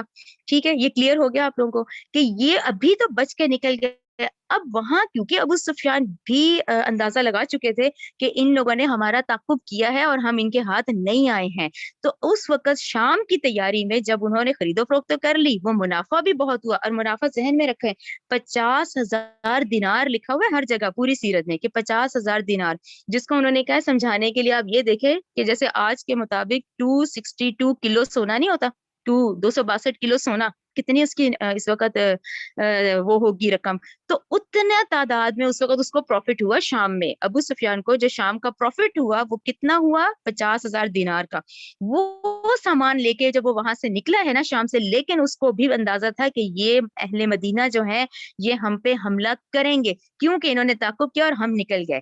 اچھا اب یہاں سے 50,000 دینار کی مالیت کے ساتھ شام سے وہ واپس آ رہا تھا. اب دیکھیں یہاں آپ لوگ ذہن میں رکھیں, یہ جو پالیٹکس سے ریلیٹڈ لوگ ہیں وہ ضرور جانتے ہوں گے کہ یہ بہت کامیاب پولیٹیشین کہلایا جاتا ہے ابو سفیان جو ہے. تو ابو سفیان نے قافلے کی حفاظت کے لیے 2 کام کیے. کیا کیے, ایک تو اس نے کہا ایک سوار کو کہ تم اپنی شرٹ پھاڑنا اور تم کرتا پھاڑ کے مکہ والوں کو وارن کرو کہ ہم لوگ پہنچ رہے ہیں. ٹھیک ہے نا, تیز رفتار سوار کو اس نے مکہ روانہ کر دیا. دوسرا کیا کام کیا, دوسرا ابو سفیان نے یہ کام کیا کہ وہ جو انہیں مدینہ سے گزرنا تھا نا, تو وہ آپ لوگوں میں سے جو سعودی عرب کا میپ ابھی ہم نے دیکھا ہے نا, تو اس کے لیفٹ پر یہ جو ریڈ سی جس کو ہم کہتے ہیں بحیر احمر, اس نے کہا میں مدینہ کا رستہ چھوڑ کے نا سمندر کی طرف نکل جاتا ہوں. ٹھیک ہے نا, اس نے قافلے کو ساحل سمندر کے رستے پہ اتار دیا. کلیئر ہو گیا نا آپ لوگوں کے, 2 کام کیے اس نے ایک آدمی کو کہا تم کرتا پھاڑو اور پہنچ جاؤ مکہ والوں سے کو ہمیں مدد چاہیے کیونکہ ہم بہت سامان لے کر آ رہے ہیں. اور دوسرا اس نے کیا کام کیا کہ روٹ بدل لیا. چلیں نیکسٹ پہ آ جائیں. اچھا اب آپ سوچیں مکہ والوں کی طرف کیا سچویشن ہوئی. اب یہ وہ دور نہیں ہے جہاں 1 سیکنڈ میں ادھر میسج پہنچ رہے ہیں, یہاں تو پورے میسنجر ہی وہ لوگ ہوتے تھے جن کو دوڑایا جاتے تھے. اب مکہ میں کیا سچویشن ہوئی, ایک طرف جان بچا کے بھاگنے والے افراد وہ روتے پیٹتے آئے, وہ جو نخلا والا واقعہ بھی ہم نے پڑھا ہے. یعنی یہ 2 سچویشن سبب بنی غزوہ بدر کا. ایک تو وہ جو عبداللہ بن حضرمی جو ہم نے ابھی پڑھا نخلا کے مقام پہ جو قتل ہو گیا تھا, تو وہ روتے پیٹتے پہنچے مکہ. کہ مسلمانوں نے ایسا ہمارے ساتھ کیا ہے. دوسری طرف کیا ہوا, وہ سوار جس کو کہ ابو سفیان نے بھیجا تھا وہ بھی روتا پیٹتا اور کرتا پھاڑ کے آیا. اس نے کہا کہ بھاگو دوڑو, تمہارا قافلہ مسلمانوں کے ہاتھوں لٹنے والا ہے. بس یہ ایسی دو سچویشن تھی, یہ لوگ پہلے ہی بھرے بیٹھے تھے, انہیں تو پہلے ہی تھا اس چیز کا کہ یہ جو دعوت چلی ہے, اس دعوت نے کیا کیا تھا. آپ خود دیکھیں اس مکی دور میں اس دعوت میں کیا تھا, وہ بھائی بھائی, ماموں بھانجا اور بھتیجا چچا یہ الگ ہو گئے تھے, یعنی ایک ایک قبیلے کی طاقت ٹوٹ گئی تھی. تو وہ تو پہلے ہی بھرے بیٹھے تھے. انہوں نے کیا کیا, فوری طور پہ 1000 کا لشکر تیار کیا کہ ابھی تھوڑی سی تعداد ہے مسلمانوں کی, ان کو ختم کر دیا جائے. معاذ اللہ ان کے اس میں یہ آیا کہ ابھی تو بہت کم تعداد ہے مسلمانوں کی. اور سبب کیا بنا غزوہ بدر کا, یہ دو واقعات, نخلا والا اور یہ ابو سفیان والا, کہ یہ قافلہ وہ بھی شخص آیا اور ادھر سے نخلا والے بھی روتے پیٹتے آئے, تو ان کا فوری طور پہ 1000 کا لشکر تیار ہو گیا. یہاں تک آپ لوگوں کو سارا پس منظر کلیئر ہو گیا نا, ٹھیک ہے نا, کہ یہ ریزن بنا اور یہی آیات ابھی چلیں گی, لیکن اس آیات کے اندر یہ پس منظر آپ لوگوں کے ذہن میں ہونے چاہیے, ٹھیک ہے نا. اچھا یہاں پر یہ بات بھی ذہن میں رکھیں, اچھا وہاں وہ بھی ذہن میں رکھیں کہ نبی کریم صلی اللہ علیہ وسلم اور وہ جو ان کا قافلہ ہے وہ انتظار کر رہے کہ یہ ابو سفیان گزریں گے یہاں سے تو ان کو لوٹنا ہے, وہ بھی انتظار کر رہے ہیں اپنی جگہ. اچھا اب کیونکہ ان کی پلاننگ میں تو وہی ہے کہ بھئی اب کیونکہ یہ قافلہ اتنے دنوں بعد آئے گا تو ہم نے ان کو لوٹنا ہے, تو یہاں یہ نیچے میں نے مشاورت لکھا ہے. یہاں دو مشاورت کا ذکر آئے گا جو آیات ابھی میں پڑھوں گی, ٹھیک ہے نا. اس میں پہلی مشاورت کیا تھی, لکھا ہوا ہے پہلی مشاورت, کیونکہ وہ تو اس پلان سے نکلے تھے کہ انہوں نے ابو سفیان کا قافلہ لوٹنا تھا, تو مدینہ میں کی ہوئی پہلی مشاورت یہ تھی کہ ابو سفیان کے قافلے کو جو کہ شام سے واپسی پر آئے گا اس کو روکنا ہے اور اس کو لوٹنا ہے. اس پہ رسول اللہ صلی اللہ علیہ وسلم نے کچھ صحابہ کو لے کے روانہ ہو گئے, ٹھیک ہے نا. یہ تو بڑا آسان کام تھا کہ 50 تیر انداز تھے اور بہت سارا ان کے پاس مال تھا ان کو لوٹنے کے لیے. تو انہوں نے کیا کیا, صرف 2 گھوڑے اور 8 تلواریں اور چھوٹے موٹے ہتھیار اٹھائے, کیونکہ جب مدینہ سے نکلے تھے تو وہ تو اس پلان سے نکلے نا, اس پلان سے نکلے کہ بھئی ہم جائیں گے اور یہ جو قافلہ جو کہ ہمارے ہاتھ سے تو بچ کے نکل گیا لیکن واپسی میں ہم نے ان کو لوٹنا ہے. اب یہ کر کے کیا ہوا, اب یہ قافلہ چل پڑا, یعنی یہ جو 313 کی تعداد تھی جس میں 2 گھوڑے اور 8 تلواریں اور چھوٹے موٹے ہتھیار تھے, جب یہ لوگ مدینہ سے نکلے ہیں تو اس پلان سے نکلے ہیں کہ ہم نے وہ ابو سفیان کا قافلہ لوٹنا ہے. اچھا یہ جب نکلے ہیں نا, نکلنے کے بعد ابھی یہ مقام صفرا پہ پہنچے ہی تھے, یعنی مدینہ سے ابھی نکلے ہی تھے. مقام صفرا میں آ کے اللہ تعالیٰ کی طرف سے وحی آ جاتی ہے. وہ وحی کیا آتی ہے کہ ابو جہل بھی 1000 کا لشکر لے کر آ رہا ہے. آپ لوگوں کو کلیئر ہوا کہ مدینہ سے نکلتے ہوئے جو مشورہ تھا وہ تو یہی تھا کہ ٹھیک ہے وہ قافلہ لوٹنا ہے جس کے پاس بہت مالیت ہے. ابھی مقام صفرا پر آئے تو وہی آ گئی کہ وہاں پر ابو جہل بھی 1000 کا لشکر لے کے پہنچ رہا ہے. تو اب یہ 2 قافلے ہیں, ان میں سے کس کے ساتھ مقابلہ کیا جائے. اور یہاں اللہ تعالیٰ نے یہ بھی وحی کر دی کہ اب میرا وعدہ ہے کہ ان دونوں میں سے ایک پہ آپ کو ضرور فتح ہوگی. اس سے آپ لوگوں کو کیا سمجھ آ گیا, اس سے نبی کریم صلی اللہ علیہ وسلم کو یہ پتہ چل گیا کہ اب جیت تو ہونی ہے, اب یہ کرنا ہے کہ آیا کون سے قافلے کے پاس کون سا قافلہ ہے کہ جس کے حملے کے لیے اس کے لیے جایا جائے, آیا ابو سفیان والے پہ جایا جائے یا وہ 1000 والے میں جایا جائے. یہ بات آپ لوگوں کو کلیئر ہو گئی. اس کا ڈیٹیل ابھی ہم آیتوں کے ساتھ ہی پڑھیں گے, لیکن جب میں آیت 5 پڑھوں گی, جب میں 6 پڑھوں گی اور جب میں آپ کو کہوں گی پہلی مشاورت, تو یہ آپ کے ذہن میں بیٹھنا چاہیے کہ پہلی مشورہ مدینہ میں ہوا تھا, دوسرا مشورہ یعنی کہ وہ جو نکل گئے ہیں صرف 2 گھوڑے 8 تلواریں لے کے, تو اللہ کی طرف سے وہی آ گئی کہ یہ ایک بڑا لشکر بھی آ رہا ہے جو کہ ساؤتھ سے آ رہا ہے, مکہ سے آ رہا ہے. یہ کلیئر ہو گیا. اچھا اب آ جائیں 7ویں کی طرف. 7واں کیا ہے, دیکھیں یہ جو 7واں پیج ابھی لگا ہوا ہے یہ بہت اہم ہے. یہ جو ہم ابھی پڑھیں گے نا غزوہ بدر, یہ غزوہ بدر کو یوم الفرقان کہا جاتا ہے. یوم الفرقان کا ہوتا ہے فرق کر دینے والا دن, یعنی حق کو باطل میں فرق کرنے والا دن کہا جاتا ہے.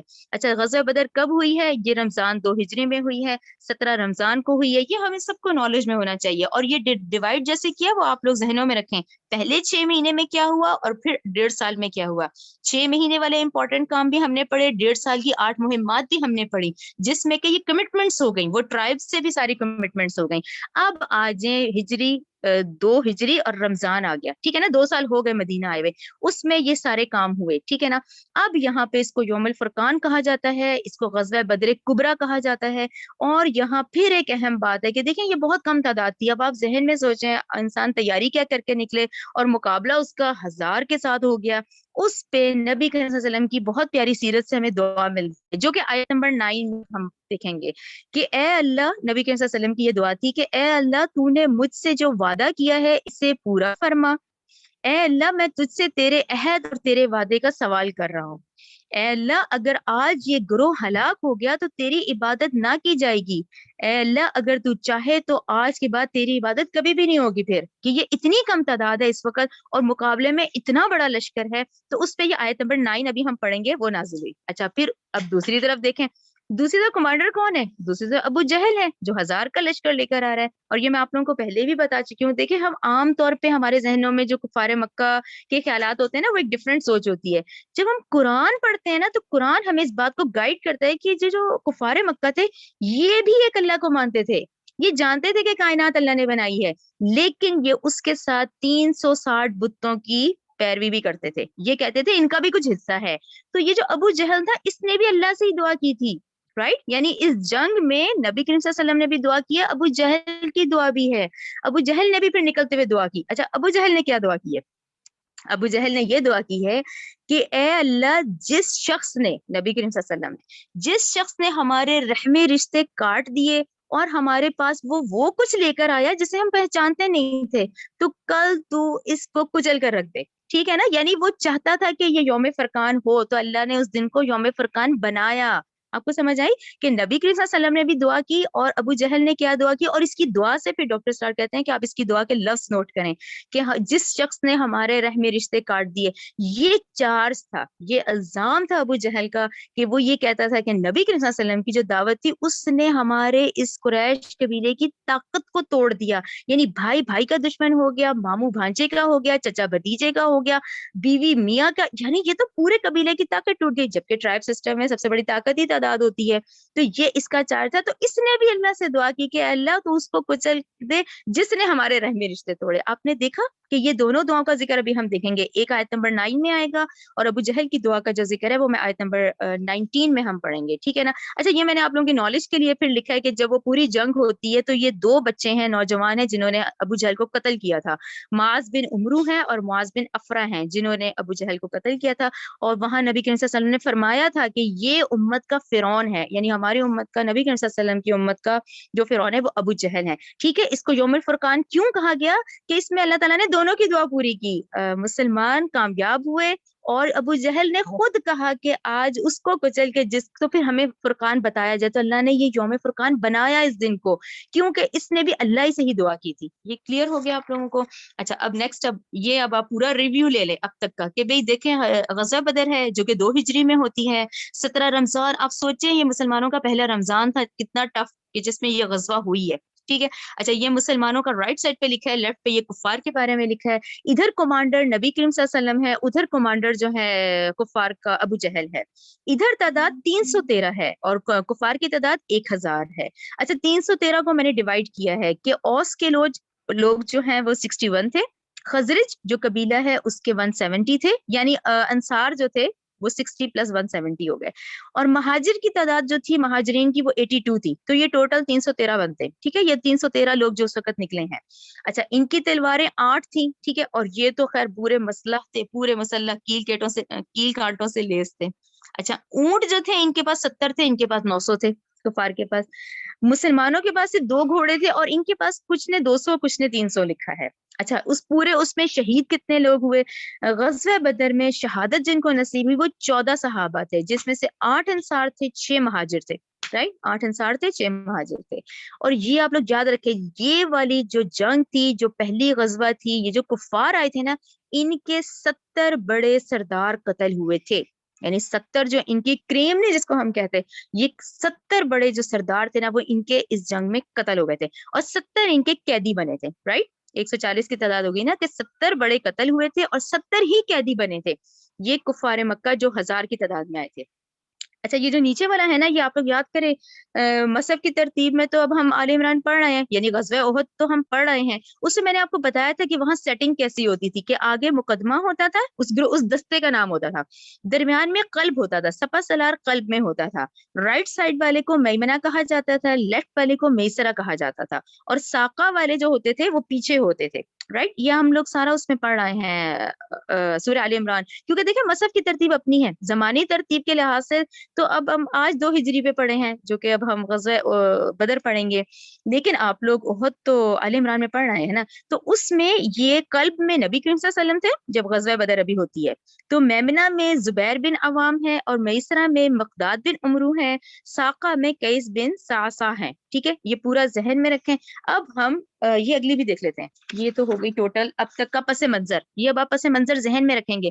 جب میں ابو سفیان کا قافلہ, اب یہ دیکھیں, یہ آپ لوگوں کے ذہن میں پورا اسکیچ بیٹھ جائے گا. یہ ریڈ سی ہے, ٹھیک ہے نا.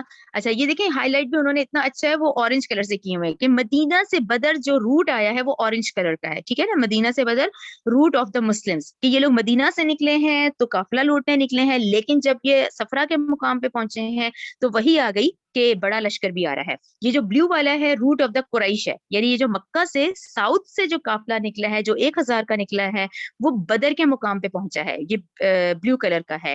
اور یہ دیکھیں جو ریڈ والا ہے روٹ آف دا ابو سفیان کاروان ہے, کہ یہ جو کاروان نکلا تھا ابو سفیان کا, اس نے تو پھر روٹ ہی بدل لیا نا. وہ جو ایک دفعہ اس کو تجربہ ہو گیا تھا کہ یہ مدینہ والے نے ہمارا تعاقب بھی کیا اور ہم بچ گئے ہیں, تو واپسی پہ اس نے ساحل سمندر کی طرف اتر گیا. کلیئر. یہ ابو سفیان کا, یہ دیکھیں سیرین ڈیزرٹ ہے, یہاں سے یہ نکلے ہیں, یہ ریڈ کلر کا ہے, اور انہوں نے کیا کیا, ساحل سمندر کی طرف آ گئے, ٹھیک ہے نا. یہ پورے غزوہ بدر کا یہ آپ لوگوں کا یہ ذہن میں بیٹھ جائے گا. یہ بلیو والا یہ 1000 کا لشکر. اچھا یہ آپ کے اور مزید ذہن میں بیٹھانے کے لیے ہے کہ دیکھیں یہ وہ قافلہ تھا, یہ پورے ایروز بنے ہوئے ہیں جو کہ سیریا سے چلا تھا, اور یہ دیکھیں نارتھ لکھا ہوا ہے, یہ نارتھ شمال سے چلا تھا, اور ان کے پاس 50,000 دینار تھے اور 50 تیر انداز سے, اور ہارڈلی ان کی تعداد 50 60 70 لوگوں کی بتائی جاتی ہے, ٹھیک ہے نا. اچھا اس کے بعد آپ یہ لوگ مدینہ دیکھیں, مدینہ اور بدر کے درمیان میں صفرا کا مقام آتا ہے, تو صفرا پہ پھر وہی آ گئی تھی کہ نکلے تو تم اس لیے ہو, لیکن اللہ تعالیٰ کی مشیت کے مطابق تمہارا مقابلہ ان 1000 والوں کے ساتھ ہوگا. کلیئر ہو گیا. اور نیچے دیکھیں ساؤتھ ہے, یہ مکہ سے یہ بدر پہنچے ہیں, یہ مکہ سے بدر کے مقام پہ پہنچے ہیں, اور یہ مدینہ سے بدر کے مقام پہ پہنچے ہیں. اور یہ جو ہے ابو سفیان, اس نے اپنا روٹ ہی پھر چینج کر لیا تھا, یہ پورے ایروز بن کے یہ ساحل سمندر کی طرف آ گیا تھا. اور آپ لوگوں کو نیچے نخلا بھی دکھ رہا ہوگا, یہ لیفٹ سائڈ پہ لاسٹ میں بالکل مکہ اور طائف کے بالکل مڈ میں یہ نخلا ہے, ٹھیک ہے. نخلا کی وادی کہاں ہے, مکہ اور طائف کے مڈ میں. تو نخلا کے مقام پہ وہ شخص جو عبداللہ بن حضرمی جو مارا گیا تھا نا, تو وہ بھی روتے پیٹتے مکہ پہنچ گیا, اور ادھر سے ابو سفیان نے جو سوار بھیج دیا تھا, تو یہ سچویشن بن گئی تھی غزوہ بدر کے لیے, ٹھیک ہے. یہ پوری باتیں ذہن میں رکھیں. اب ہم سورت شروع کریں گے, اب میں ساتھ ساتھ آپ لوگوں کو لکھواتی رہوں گی کہ ہم نے جتنا ڈسکس کیا ہے اس کے مطابق یہ آیات ہیں, ٹھیک ہے. چلیں آپ سورت شروع کرتے ہیں. چلیں, اعوذ باللہ من الشیطان الرجیم, بسم اللہ الرحمن الرحیم. اچھا یہاں پر آپ لوگ سب سے پہلے تو اپنے اس پر آئے کہ سورہ انفال کا مطلب کیا ہے. انفال جو ہے وہ نفل کی جمع ہے, نفل, نفل ہم پڑھتے ہیں نفل. اچھا نفل کیا ہے, ہم سب واقف ہیں نفل کس کو کہتے ہیں. نفل کا مطلب ہوتا ہے زائد, اضافی شے. نفل کا مطلب ہے اضافی شے. اس کو آسان اور اس میں دیکھ لیں, آپ لوگ فرض نماز سے ہم پڑھتے ہیں نا, فرض نماز تو فرض ہے. نفل کیا ہے, نفل ہے وہ آپ کی کتنی محبت ہے, کوئی تہجد گزار ہوتا ہے, کوئی چاشت کی نماز کو بڑا ریگولر, کوئی اوابین. اب یہ نوافل ہیں, یہ اضافی شے ہے, ٹھیک ہے نا. فرض آپ نے پورے کیے, نفل کیا ہے, اضافی شے کو کہتے ہیں. اب غزوہ بدر کے لحاظ سے سورہ انفال کا کیا مطلب ہوا کہ اصل فوکس کیا ہے, جنگ کی ہار اور جیت, ٹھیک ہے نا. غزوہ بدر جو ہوا, جیتے کون, مسلمان جیتے, تو اصل جو ہے وہ تو فتح ہے, ٹھیک ہے نا. مال غنیمت وہ کیا ہے, وہ اضافی شے ہے کہ ٹھیک ہے اب تم کامیاب ہو گئے, اللہ نے تمہیں کامیابی دی, تو ٹھیک ہے کفار جتنا مال چھوڑ گئے نا وہ اب سب تمہارا ہے, تو مال غنیمت تو پھر اضافی شے ہو گیا نا. تو یہ نفل سے انفال ہے, یعنی اضافی شے, یعنی مقصد تمہارا ہار اور جیت میں تم جیت گئے. اب یہ جو کفار چھوڑ گئے ہیں یہ ہے مال غنیمت, انفال, ٹھیک ہے. یہ اضافی شے ہے جو تمہیں دے دی گئی, ٹھیک ہے نا. اب یہاں سے بات شروع ہو گئی گی. یہ آپ لوگوں کو کلیئر ہو گیا نا کہ یہ غزوہ بدر پر ہے پوری مصحف کی ترتیب میں. آپ لوگ سورہ آل عمران میں 100 آیات ہم پڑھ کر آئے نا غزوہ احد کی, لیکن زمانی طور پر کیونکہ 2 ہجری میں ہوتی ہے اور مصحف کی ترتیب میں اب 8ویں نمبر پہ سورہ انفال پڑھی جا رہی ہے, ٹھیک ہے نا. اچھا اس کا کیا مطلب ہوا, اس کا یہ مطلب ہوا کہ جو باقاعدہ جنگ تھی عرب میں وہ تو ابھی ہوگی. یہ باقاعدہ جنگ کی تو آغاز تو پھر بدر ہی ہوا نا, ओहद तो बाद में हुई है। तो इसमें जो सबसे बड़ा झगड़ा निकला था वो क्या था, माल गनीमत पे, कि उससे पहले तो लूट मार वाला टाइम था, भाई जिसके जितना हाथ हो गया। तो यहाँ पर ये तरतीब बताई जाएगी कि तुम्हारे पास जितना माल है उसको डिवाइड कैसे करना है। तो उस बात वहीं से शुरू हो रही है, इकबाल से, माल गनीमत से ही बात शुरू हो रही है। ठीक है, चलें, बिस्मिल्लाहिर्रहमानिर्रहीम, शुरू अल्लाह के नाम से जो बहुत मेहरबान और नहायत रहम करने वाला है। यसअलूना का, वो आपसे सवाल करते हैं, अनिल अनफाली, गनीमतों के बारे में, यानी माले गनीमत के बारे में, क्योंकि पहली गजवा है ना, अब वो माले गनीमत की डिस्ट्रीब्यूशन पे जो झगड़ा हुआ उस पे आयत नाजिल हुई है कि वो सवाल करते हैं आपसे गनीमतों के बारे में। कुल, कह दीजिए, अनफालू, गनीमतें, लिल्लाही, अल्लाह के लिए है और उसके रसूल के लिए है। ठीक है ना, वो जितने तुम झगड़े कर रहे हो इसको पॉज कर दो, ये तुम्हारे लिए नहीं है बल्कि ये अल्लाह और उसके रसूल के लिए है। क्लियर हो गई? अच्छा, फत्तकुल्लाह, तो लिहाजा तुम डरो अल्लाह से, वह अस्लिहू, और तुम इस्लाह करो, ज़ाता बैनिकुम, अपनी आपस में, बल्कि ये इस काम में नहीं पड़ो बल्कि आपस में अपनी इस्लाह करो।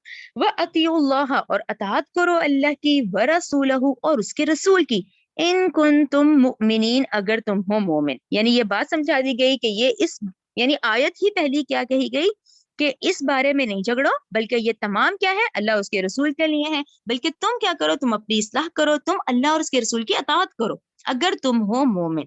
अच्छा, अब आ जाए आयत नंबर 2, 3, 4, इसको आप लोग जरूर लिखें, ये डेफिनेशन ऑफ मोमिन है कि मोमिन कौन होता है। हम तो मुसलमान हैं, हम मुसलमान घराने में पैदा हुए, ठीक है ना। और मुसलमान का रूट वर्ड क्या है, सलम। सलम मीन्स फरमा बरदार, सबमिशन, यानी इस आजादी जो अल्लाह ने मुझे हमें आजादी दी है, उस आजादी के बावजूद अपने आप को अल्लाह के हवाले कर देना। ठीक है ना, तो मुसलमान और मोमिन का फर्क हमें इस आयत से पता चलेगा। ठीक है ना, मुसलमान और मोमिन में क्या फर्क है। आयत नंबर 2 देखें, इन्नमल मोमिनूना, अल्लाह ताला कहते हैं हकीकी मोमिन तो वही है, कामिल मोमिन तो वो है, अल्लजीना, वो लोग के, इधर जब ज़ुकिरल्लाहु, जिक्र किया जाए अल्लाह का, वजिलत, तो डर जाते हैं, कुलूबुहुम, उनके दिल, व इज़ा, और जब तुलियत, तिलावत की जाती है, अलैहिम, इन पर, आयातुहु, उसकी आयतें, ज़ादतहुम, तो वो ज्यादा कर देती हैं, ईमानन, इनके ईमान को, वो अला रब्बिहिम यतवक्कलून, और वो अपने ही रब पर तवक्कल करते हैं। हर बात का तवक्कल क्या है, उनका अल्लाह पे होता है।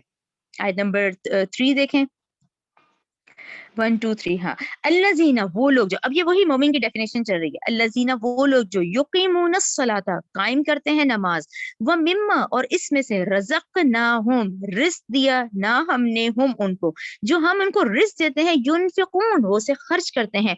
ये डेफिनेशन भी जहन में रखें। देखें, अब जब हम कुरान पढ़ते हैं ना तो हमारी सोच बहुत वसी हो जाती है। ये रिस्क सिर्फ वही रिस्क नहीं है कि वो जो एक पर्स में से पैसे निकाल के देना, रिस्क का मतलब हर वो नेमत जो इस वक्त अल्लाह ने दी हुई है, तमाम वो नेमते, चाहे वो सेहत की शक्ल में, चाहे ये मेरी आंखें हैं, चाहे मेरे हाथ हैं जो मैं इस वक्त मूव कर रही हूँ, चाहे वो तमाम सलाहियतें हैं, यानी ये तमाम सलाहियतों को अल्लाह के लिए खर्च कर देना। ठीक है ना, जो हमने इनको रिस्क दिया वो उसमें से खर्च करते हैं। आयत नंबर 4 देखें, उलाइका, यही लोग, हम, यही लोग हैं, मुमिनून हक्का, ये कैसे मोमिन है, ये सच्चे मोमिन हैं, लहुम, इनके लिए, दराजातुन, दर्जे हैं, इंदा रब्बिहिम, इनके रब के यहाँ, वो मगफिरतुन, और बख्शिश है, व रिस्कुन करीम, और बाइज्जत रिस्क है ऐसे लोगों के लिए। ठीक है ना, यहाँ आप वो जरा नोट लगा दें, क्योंकि 2, 3, 4 आप अपने जहन में रखें, ये मोमिन की डेफिनेशन है। यानी हमें इस आयतों को पढ़ के पता क्या चला कि मोमिन और मुसलमान में क्या फर्क है, एक मुसलमान है, एक मोमिन है। देखें, ये फर्क बड़ा जरूरी है, इसको अपने जहनों में रखें। हम जो होते हैं ना, मुसलमान है, हम तो मुसलमान है। मोमिन की अब आपने और मेहनत नहीं है, मोमिन इंसान मेहनत से बनेगा। ये देखें, मुसलमान क्या होता है, ये डेफिनेशन देखें, दोनों के सामने है। अब मुसलमान क्या है, ठीक है, यही है कि हम मुसलमान घरों में पैदा हुए हैं, तो फिर क्या है, हमारा क्या ईमान है, 5 नाम सब पढ़े हुए हैं। ठीक है ना, पहला क्या है, शहादा है। शहादा क्या है, अशहदु ला इलाहा इल्लल्लाहु वहदहु ला शरीका लहु व अशहदु अन्ना मुहम्मदन अब्दुहु व रसूलुहु, ये शहादा हो गया। फिर नमाज, ज़कात, हज, रोजा। ठीक है ना, 5 पिलर ऑफ इस्लाम, शुरू से हम पढ़ रहे हैं ये चीजों को। तो ये क्या है, इज इक्वल टू मुसलमान हो गया। तो ये जो है अल्लाह ताला ने कहा इस आयत में कि कामिल मोमिन तो वो है, कामिल और हकीकी मोमिन कौन सा है, तो मोमिन के देखिए 2 पॉइंट ज्यादा हैं।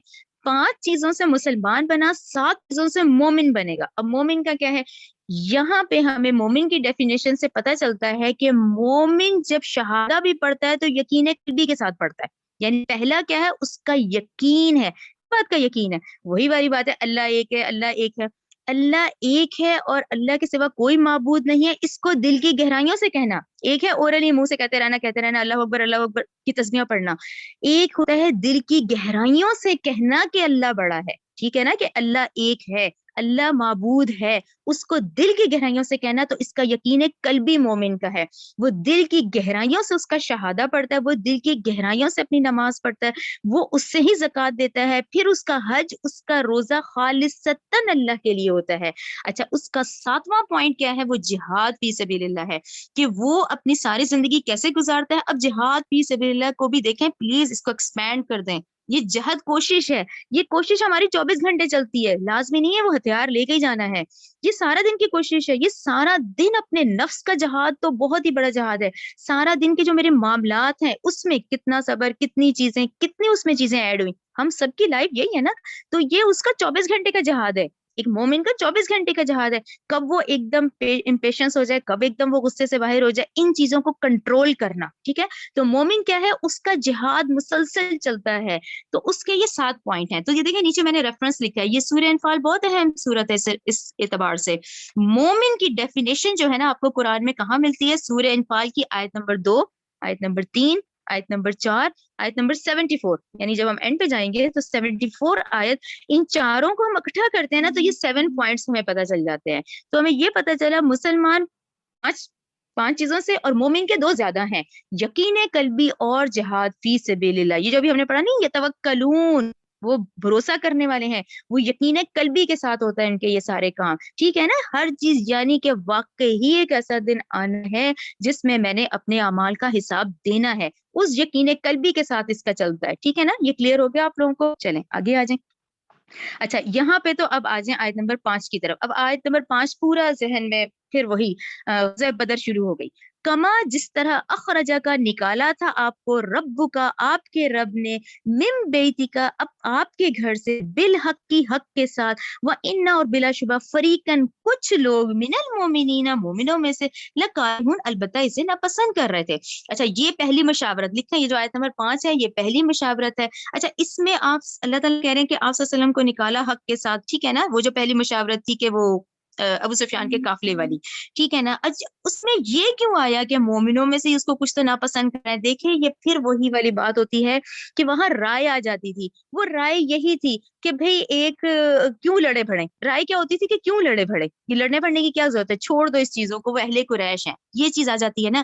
جبکہ آرڈر کیا تھا؟ آرڈر یہ تھا کہ نبی کریم صلی اللہ علیہ وسلم نے جب ایک بات کہہ دی ہے کہ نکلنا ہے تو نکلنا ہے. ٹھیک ہے نا، نکالا تھا آپ کو آپ کے رب نے حق کے ساتھ، اور بلا شبہ کچھ لوگ جو تھے ان میں سے اس کو ناپسند کر رہے تھے، جن کی رائے یہ تھی کہ لڑنے پڑنے کی ضرورت نہیں ہے، کیونکہ جی یہ اہل قریش ہیں، کیونکہ اس پورے عرب میں ان کا ایک، میں نے آپ کو بتایا نا، ان کا ایک روب تھا، کیونکہ سارے بت ان کے ہاں نسب تھے. تو یہاں کچھ لوگوں کی رائے یہ آ گئی تھی کہ مت کرو، لڑائی بڑائی چھوڑو. ٹھیک ہے نا، لیکن اللہ تعالیٰ نے آپ صلی اللہ علیہ وسلم کو نکالا تھا حق سے، اور آرڈر کیا تھا کہ جب نبی کریم صلی اللہ علیہ وسلم نے کہہ دیا تو لازمی تھا کہ نکلنا ہے. ٹھیک ہے، آیت نمبر 6 دیکھیں، یجادلونک، وہ جھگڑتے تھے آپ سے، فی الحق کی، حق میں، بعد ما، اس کے تبجنا، واضح ہو گیا تھا، انما، گویا کہ، یساقون الی الموت، کہ وہ ہکے جا رہے ہیں موت کی طرف، ہم ینظرون، اور وہ اسے دیکھ رہے ہیں. ٹھیک ہے نا. اچھا، نمبر 6 میں آپ ضرور رکھیں، یہ دوسری مشاورت ہے.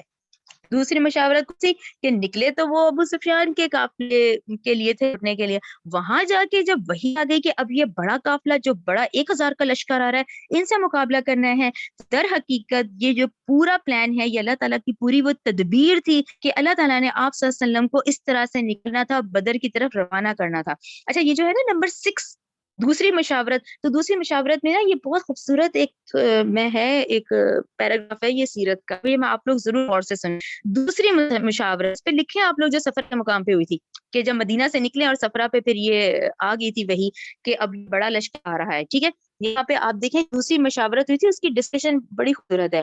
دیکھیں یہاں پر جب آ گیا کہ جب تمہارا مقابلہ 1000 کے لشکر کے ساتھ ہے، تو وہاں پر حضرت ابو بکر رضی اللہ تعالیٰ اٹھے اور انہوں نے نہایت اچھی بات کہی.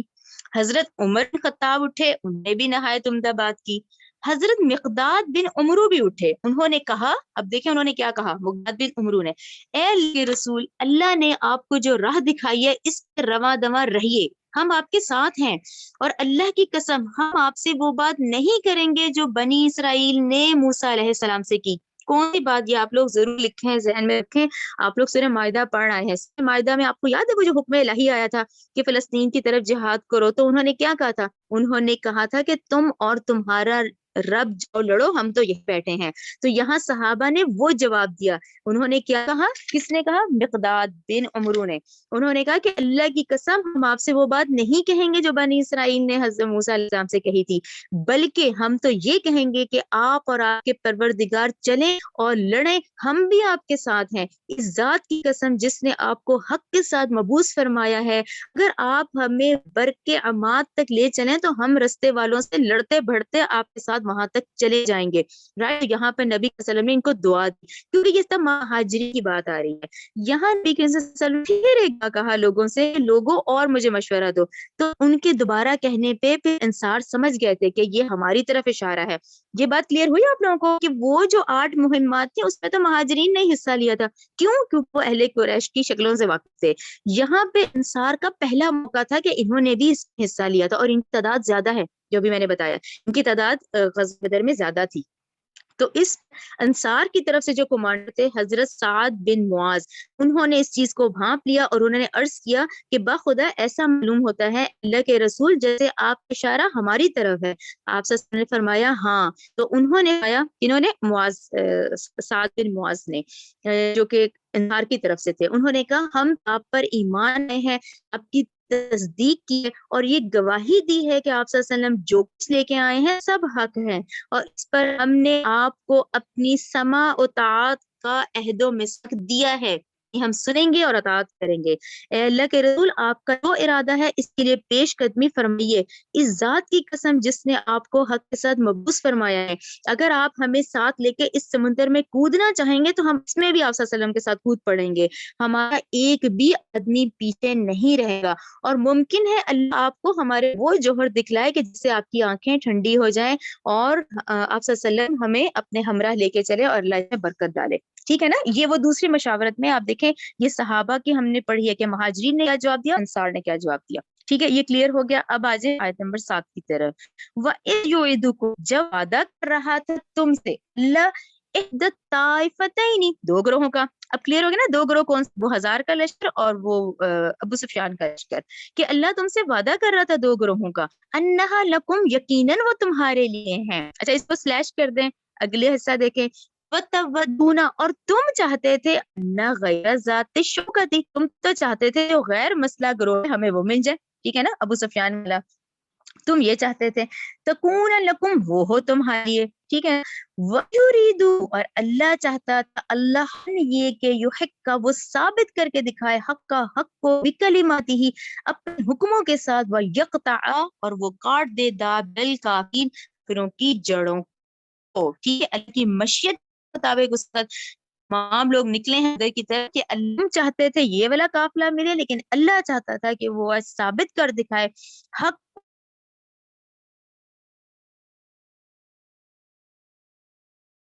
کو، حق کا حق کو، وہ یبتلا، اور وہ باطل کر دکھائے باطلا باطل کو، ولو، اگرچہ کریہ، ناپسند کریں، مجرمون، یا مجرم لوگ۔ ٹھیک ہے نا، یستغیثون، جب تم فریاد کر رہے تھے، ربکم، اپنے رب سے، فاستجابا، تو اس قبول کر لی، لکم، تمہارے لیے، انی، بے شک میں، ممدکم، میں مدد کروں گا تمہاری، الف من الملائکتی، 1000 فرشتوں سے، مردفین، ایک دوسرے کے پیچھے، جسے کہتے ہیں لگاتار، وہ یعنی کہ وہی ہے وہ جو نبی کریم صلی اللہ علیہ وسلم کی دعا نہیں ابھی ہم پڑھی، کہ جب انہوں نے اتنی رو رو کے دعا کی نا اس وقت، تو اس وقت یہ آیت نمبر 9 کہ میں تمہاری مدد کروں گا 1000 فرشتوں سے۔ ٹھیک ہے نا؟ اچھا، اگلا دیکھیں آیت نمبر 10 کتنی خوبصورت ہے۔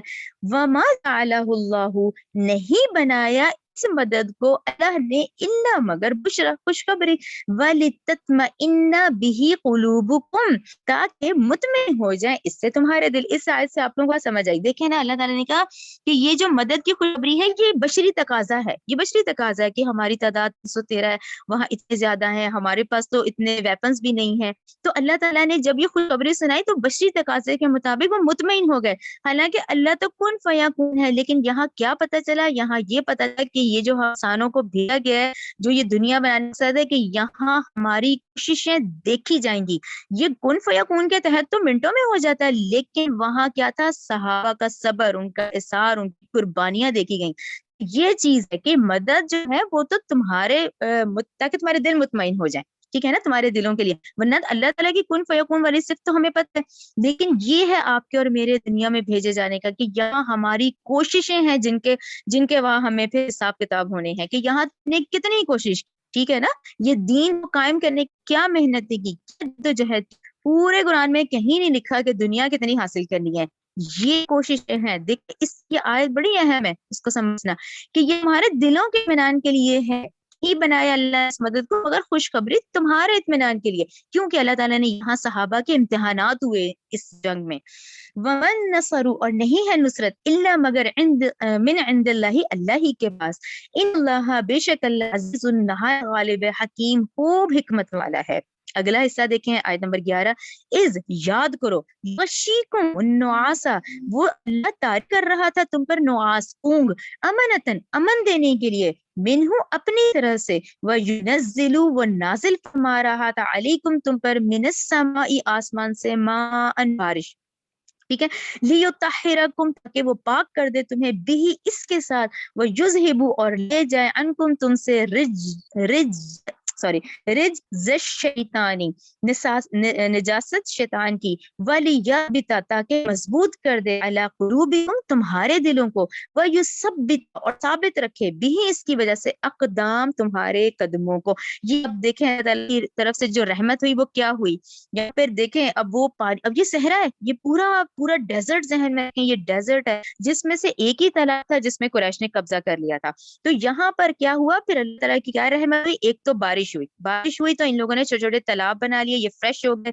اور دوسرا اللہ تعالیٰ نے اونگ دی. اب یہ اونگ کیا ہوتی ہے، یہ اونگ وہی ہوتی ہے جیسے ہم نہیں تھکے ہوئے ہوتے اور کچھ منٹ یا کچھ سیکنڈز کی وہ ہوتی ہے اور اس میں سے فریش ہو جاتا ہے.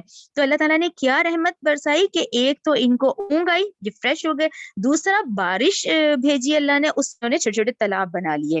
اور یہ جو رجز شیطان ہے نا، یہ وہی کہ وہ جو ایک انسان میں خوف نہیں آ جاتا کہ وہ تعداد ہے، ہمارا کیا ہوگا، کہیں ہم مر جائیں گے، جو اس طرح کے خیالات ہوتے ہیں، یہ ساروں سے اللہ نے پاک کر دیا. ٹھیک ہے بھائی، یہ فریش کر دیا ان کو، یہ نہائے دھوئے اور انہیں ایک اونگ آ گئی، اس سے یہ فریش ہو گئے جنگ کے لیے. اور کیسے رہے، اللہ نے اس لیے کیا تاکہ تم ثابت قدم رہو. نمبر 12 دیکھیں. یاد کرو جب وحی کر رہا تھا رب کا، آپ کا رب، الی الملائکۃ، فرشتوں کی طرف، انی، بے شک میں، معکم، تمہارے ساتھ ہوں، وثبتوا، لہٰذا تم ثابت قدم رکھو، الذین، ان لوگوں کو جو آمنوا، ایمان لائے ہیں، سألقی، ان قریب میں ڈال دوں گا، فی قلوبی، ان کے دلوں میں، الذین، جنہوں نے کفروا، کفر کیا ہے، رعب.